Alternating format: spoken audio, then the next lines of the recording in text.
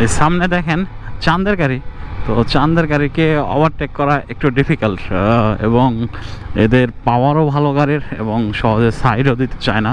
তো আমার সামনে সালাউদ্দিন ভাই আছে, অনেক সময় এমন এই যে সাইড মনে হয় দিয়ে দিছে, দেখি যদি আমি পারি আমিও বের হয়ে যাব,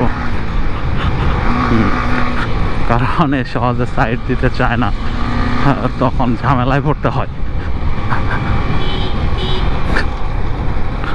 গুড পিস, একদম পিস দিয়ে মানে অবস্থা খারাপ করে রাখছে।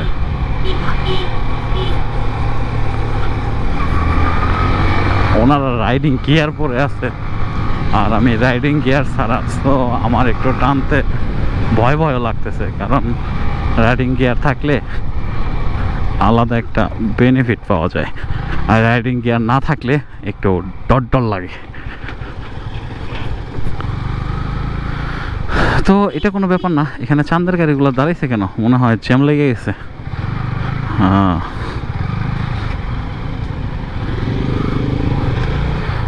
এর মধ্যে আমি বের হয়ে যাইতে পারি কিনা দেখি। হ্যাঁ, সুন্দর করে বের হয়ে গেলাম।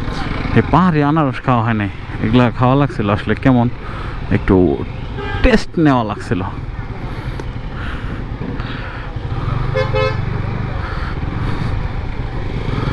সবাই এখানে রেখা কিছু কিছু খাচ্ছে তারা, দেখা যাক।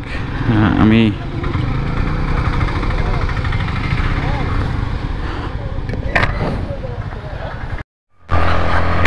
ওনাদের রাইখে আমি চলে আসছি, বিকজ আমার রাইড করতে ভালো লাগতেছে।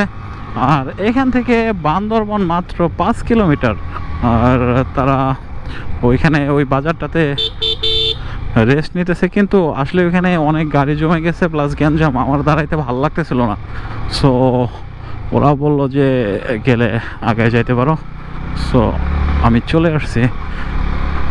ওরা আসুক আস্তে আস্তে, আমি ওইদিকে গিয়ে দাঁড়াবো নি।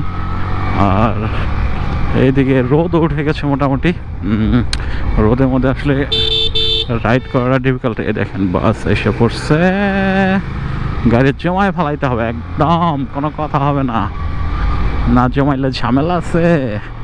হ্যাঁ, আমরা এখানে পুলিশ চেকপোস্ট, এখানে সাইডে দাঁড়াই।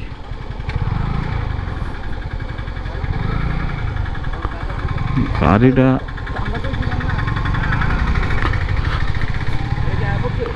এখানে দাঁড়াইতে হবে নাকি? দাঁড়াইতে হয় এখানে? না না, হেরা অনেক রয়েছে। হ্যাঁ,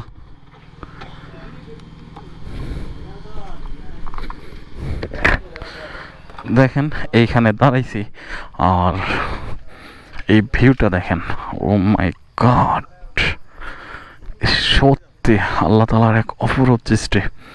মানে এত সুন্দর ভিউ, মনে হইতেছে সবসময় তাকাই থাকি, নদী, পাহাড়, উঁচু পাহাড়, নিচু পাহাড়, গাছপালা, এক সব কিছুর বিউটিফুল কম্বিনেশন।